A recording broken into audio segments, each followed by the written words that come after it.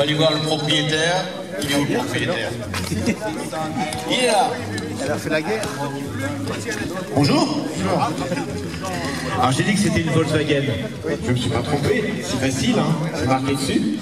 Alors il faut savoir que c'est une base à l'origine de coccinelle, c'est bien ça? C'est ça, c'est une base de coccinelle, mais pas que. Alors on rappelle que la coccinelle, ben, vous la connaissez, hein, la coccinelle elle est sortie avant-guerre. Pour ceux qui sont les plus vieux ici, je crois pas qu'il y en ait. Elle est sortie en 1939. C'était un projet lié au parti nazi. Bah oui. Et c'est Ferdinand Porsche qui a créé la voiture du peuple, la coccinelle. Voilà, donc la coccinelle, elle est ressortie après la guerre, grâce aux Anglais. Et elle a fait vraiment, elle a fait le tour du monde, la coccinelle. Elle a été vendue dans tous les pays. Et c'est devenu une icône, cette voiture. Et il y a eu des versions un peu plus rares, comme cette voiture. Alors, qui n'est pas vraiment une voiture tout-terrain, on va dire une voiture loisir. Ah, je suis pas complètement d'accord. Allez, on va développer.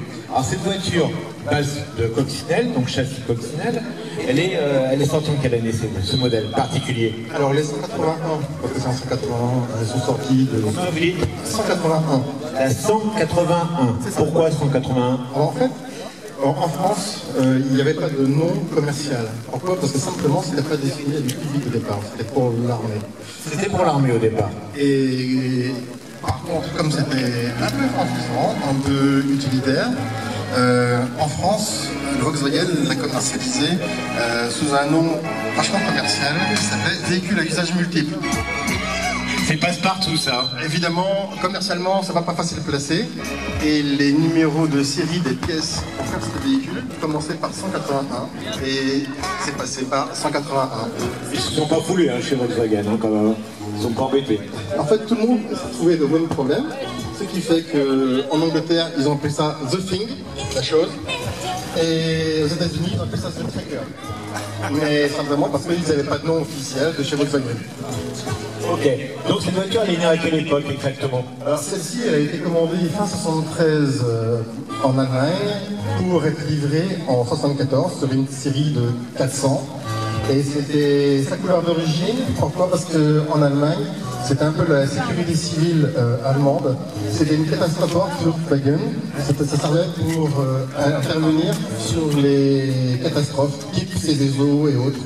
Ah d'accord. Et donc ce véhicule a été commandé, a été livré à Düsseldorf. Et un peu comme on pourrait avoir des pompiers qui s'assurent que le véhicule est démarré, là il y a eu un gendarme qui était s'assurer que tout soit toujours prêt, la batterie, l'essence, etc. Au cas où il y a un truc et au cas où il y a un grand pontif qui réquisitionne le véhicule pour partir. Des véhicules qui ne se déplaçaient pas souvent, sauf qu'il y a une grande catastrophe. Celui-ci est resté dans une réserve. Sans jamais rouler. En fait, la première année, le gendarme a fait son entretien, la deuxième année, la troisième année, la 10e année, la 15e année. Et au bout de 20 ans, eh bien, il est parti en retraite. Et à la retraite, il a dit mais le véhicule à 3500 km, il n'est jamais sorti. Jamais. 3500 km au bout de 20 ans. Donc, qu'est-ce qu'on en fait? C'est gradé, et on dit c'est ton cadeau de départ en retraite. Tu l'emmènes avec toi. D'accord. Alors la suite de cette aventure, comment ça se fait qu'elle s'est retrouvée en France, cette voiture? En fait, lui, il a confié à un de ses collègues, parce que lui, il n'avait pas usage, qui était un peu passionné de 4x4 et autres. Et il dit, pourquoi pas. Et cet Allemand avait une propriété en Bretagne. Tiens donc, il y a des Allemands en Bretagne. Les Anglais, je savais. Les Allemands... Et donc il a confié à son collègue qui était médecin, qui est parti sur la Quiberon. Donc j'ai repéré la Quiberon. Sauf que malheureusement cette personne a eu un problème de genou, possibilité de débrayer. Et donc a demandé à son fils de la ramener en Allemagne. Bon, j'ai perdu la trace. Ah mince. Alors la voiture est repartie en Allemagne, à Düsseldorf. Alors, juste à côté, mais oui, elle est partie là-bas. Et donc, du coup, impossible de retrouver la trace. Et comme je chassais beaucoup ce modèle-là, un jour, je l'ai retrouvé dans une concession Mercedes. Et derrière la voiture qui était avant, j'ai repéré cette voiture-là qui était un peu repérable. Et donc, j'ai appelé la concession. Et aujourd'hui, elle est là comme ça. c'est incroyable, parce que c'est un travail de fourmi. Tu l'as repéré sur une photo dans une concession Mercedes. Alors c'était même pas la voiture qui était à vendre, c'était une Mercedes, et tu l'as repéré, elle était juste derrière. C'est incroyable comme Improbable. un chasseur de voiture, quoi. En fait, je ne pensais pas que ça non plus. Ah, d'accord. Alors ça, c'était à quelle époque, là? Depuis combien de temps que tu as cette voiture? Depuis 4 ans. Ah, c'est récent, donc. Et en fait, quand je l'ai récupéré, elle avait 10 000 km. Elle a un peu roulé, entre-temps. Voilà, il avait fait quelques études, quelques machins, et puis il avait fait le retour en Bretagne. Donc elle est revenue en Bretagne, Et du coup. elle est revenue en Bretagne, et là aujourd'hui, elle a 20 000 km. Du tout, c'était pas indiscret. Alors moi, je suis en direct, et puis là, elle va être retournée dans le Morbihan demain. Ah, d'accord. Toute une aventure pour cette voiture. Incroyable, j'adore les histoires comme ça. Alors cette voiture, elle est dans sa couleur orange, je vous ai expliqué pourquoi. Elle devait intervenir sur des catastrophes genre Céveso. Hein, et donc c'est un véhicule décapotable. Donc on dirait, oh, il y a un problème de son. Serge, je sais pas si tu m'entends. Bon, on va se remettre où on était tout à l'heure. On va reculer un peu. Alors, je disais, c'est un modèle cabriolet. On dit quand il y a 4 portes, c'est torpedo. C'est le terme exact pour un cabriolet 4 portes. Alors, c'est le seul torpedo de la gamme, puisqu'en fait, c'est le seul 4 portes de la gamme Volkswagen, Air-Cool.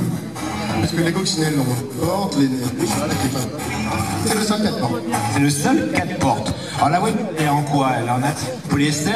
Alors, tout est en acier, et par exemple, les 4 portes sont identiques, et au-dessus, c'est détachable, mais les 4 portes sont identiques. Ah, j'avais pas vu, les 4 portes sont identiques. À l'arrière comme à l'avant. C'est très pratique. Et on peut les enlever, on peut rouler sans les portes, on peut... On est autorisé à rouler sans les portes. Alors, en France, oui. Pas partout, mais en France, oui, autorisé. Et sinon, oui, tout est en tôle. Le moteur, c'est un moteur de combi Volkswagen qui est un peu dégonflé, parce qu'il fallait pouvoir que ça ne chauffe pas. Et en 74, c'est le fois où vous avez des modèles à cardan. Donc là, c'est un véhicule à cardan. Et avant, c'était les réducteurs de combi qu'on trouvait dans les anciens combis. Ah, d'accord. Le pare-brise est comme les Jeeps, rabattable sur le capot. Et, bon, alors on aime ou on n'aime pas le look. Mais au moins, on la reconnaît facilement. Alors, ils avaient oublié le compas. Il y avait un Y, un équerre, et une équerre, c'est tout. Alors on va détailler cette voiture. Alors on va pas te demander de baisser la capote parce que vu le temps qu'il fait, mais on peut apercevoir l'intérieur qui est rustique. Alors les portes sont creuses pour y glisser des objets. C'est ça. Il y a rien. Très basique. Vu qu'il n'y a pas de vitres, enfin des vitres détachables. Voilà. Ah bah là, c'est rapide. Hein. Des sièges, je pense, de coccinelle ou l'armature type coccinelle. En fait, plus simple que les coccinelles. C'était au départ un véhicule pour l'armée. Oui. Il n'y avait absolument rien. Donc c'est des sièges pas rabattables. Il n'y avait pas de dessin, il n'y avait rien du tout. Non, parce que je vois que le Sky est lisse. Il n'y a aucun dessin, aucune nervure. Voilà. Le volant, est, on se rappelle que ce volant, on l'a retrouvé sur les coccinelles également. Regardez l'arrière, donc une banquette qui doit être repliable. Hein. Alors celle-ci avait une petite option parce que c'était une catastrophe pour Volkswagen. Il fallait mettre des combinaisons étanches, un peu comme les cosmonautes. Là. Et donc il y avait une étagère à l'arrière qui avait été commandée spécialement à Volkswagen. Pour intervenir sur les catastrophes, comme on disait tout à l'heure. Le tableau de bord, il n'y a pas plus simple, c'est plat, avec juste le minimum. On voit même que le moteur d'essuie-glace est apparent, on l'aperçoit. Une barre pour se maintenir pour le passager, et c'est vraiment rudimentaire. C'est extrêmement rustique. Ouais. Très rustique. Voilà. Donc le moteur, bien sûr, lui, se trouve à l'arrière, comme toutes les bases de coccinelle. Le petit coffre, voilà. Donc un moteur encore moins puissant que sur une coccinelle, tu disais. Ils sont déjà pas puissants que les coccinelles, alors là... Alors, moins puissant que les combis qui faisaient 50 chevaux, donc celui-ci fait 44. Donc les premières coccinelles faisaient 34, celui-là fait 44, avec un poids extrêmement faible. Ouais. Donc ça passait partout. Bon. Le poids de la voiture, du coup, c'est aussi lourd qu'une coccinelle? Plus lourd peut-être? Non, un petit peu moins, on est un petit peu en dessous de 700 kg. Et lorsque, sur les versions précédentes, on était un réducteur avec un franchissement qui était supérieur au Ah d'accord. Parce qu'on rappelle quand même que c'est une 2 roues motrices, c'est pas un 4x4, mais malgré tout ça, tu considères que c'est un véhicule tout-terrain. Moi, je ne considère rien, mais mettez un 4x4 en franchissement et vous allez voir que vous allez passer. Et je pense que les nouveaux 4x4 Land Rover ont une garde au sol qui est bien inférieure à celui-ci. C'est vrai qu'on a une garde au sol assez importante quand même. On peut franchir des obstacles un peu comme une 2 chevaux, une Renault 4, hein, qui ont des 2 roues motrices et qui arrivent à franchir des obstacles assez hauts. Bien sûr, on a un attelage pour éventuellement mettre une remorque. Voilà, c'était ça. Et en fait, pourquoi ça me plaît le moteur? Parce que simplement, comme sur les coccinelles, on a le poids sur les roues motrices, et donc à l'avant, on a que dalle, et donc ça passe partout. Il faut rappeler que quand il y a le poids sur les roues motrices, c'est un plus. Hein, vous savez que les propulsions avec le moteur avant, c'est celles qui ont le moins de motricité. Hein.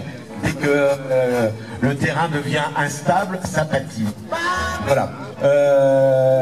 On retrouve les feux des combis, hein, tout à fait. On fait le tour avec toi. Et c'est vrai qu'on peut mettre 4 personnes à l'aise dans cette voiture. Ah oui, c'était fait pour 4 personnes. Ok. Et à l'avant, on a un petit coffre quand même. Alors peut-être plus important que sur une coccinelle, parce que là, on a un vrai nez carré. Et donc je pense qu'on a plus de place que sur une coccinelle où c'est arrondi l'avant. Il n'y aura pas beaucoup de plus de place. Par contre, je vais vous demander de juste un petit peu soulager mon capot. Qui c'est qui soulage? Moi j'ai les mains prises. Voilà. Vous avez vu que vous avez deux petites butées pour le pare-brise quand on le rabat. On retrouve les clignotants de coccinelle. Ah, il est bien rempli, dis donc, ton coffre. Donc la roue de secours, bien sûr. J'avais pas pris de C'est pas grave. Tant qu'il n'y a pas de cadavre, comme je dis souvent. Alors, j'ai quand même un petit peu de matériel au cas où, la demeure, etc. Les pièces d'or changent. Et là-bas, c'est quoi cette grosse pièce qu'on voit? C'est le chauffage? Alors, c'est le chauffage stationnaire, puisqu'en fait, comme c'est un véhicule qui était destiné à des officiers pour coordonner la police, les pompiers, etc. Donc, on devait pouvoir arrêter à l'arrêt et avoir du chauffage même à l'arrêt, quand le moteur ne tourne pas. Donc, ça, c'est un chauffage air fraîcheur qui va pomper dans le réservoir et il y a une petite chaudière. Ça marche avec le carburant? Ça marche avec l'essence du réservoir. Donc j'ai une petite pompe à essence qui est autonome, électrique, qui va alimenter de l'essence sur le chauffage. Et il y a un petit échappement qui passe dans l'aile. Donc parfois on peut avoir des petites fumées qui sortent de l'aile alors que le moteur est à l'arrêt. C'est le chauffage qui marche. C'est incroyable ça, il est autonome en fait. Il est autonome. Autonome, ça je connaissais pas. Elle est incroyable cette voiture. Vous voyez que même quand il fait mauvais ici, il y a toujours des véhicules surprenants. Et là, on a le cas d'avoir un véhicule surprenant. En plus, en très bon état. Donc le véhicule a un peu plus de 10 000 km. Bah maintenant 20 000, parce que je suis à 10 000 et puis j'ai roulé un petit peu. Tu roules pas mal quand même. Voilà, elle a du succès sa voiture, je pense. C'est pas une voiture très facile à croiser ailleurs, donc ouais, c'est pas mal. Je l'ai déjà vu, mais voilà. On s'adresse pas à n'importe qui. Mais c'est vrai qu'on se rappelle que la police allemande avait ce genre de véhicule aussi. J'ai cru en voir en photo. Alors même l'armée française, L'armée française a eu près de 200, 300, 180. Donc ça, j'apprends quelque chose. Voilà. Elle a eu des ITIS après, et en fait ça c'était juste avant les ITIS, et donc elle avait pris ça. Ce qui était un peu plus moderne, on va dire. Hein. Et c'est bien d'avoir présenté le véhicule avec nous. On peut le remercier, on peut l'applaudir à lui. C'est un véhicule, encore une fois, très original, assez exceptionnel, on peut le dire. Combien de voitures en tout? C'est difficile. Quasiment 4000 véhicules. Ouais, c'est pas, il y a pas. Rappelle-moi la date de sortie de la première. 1969. 69.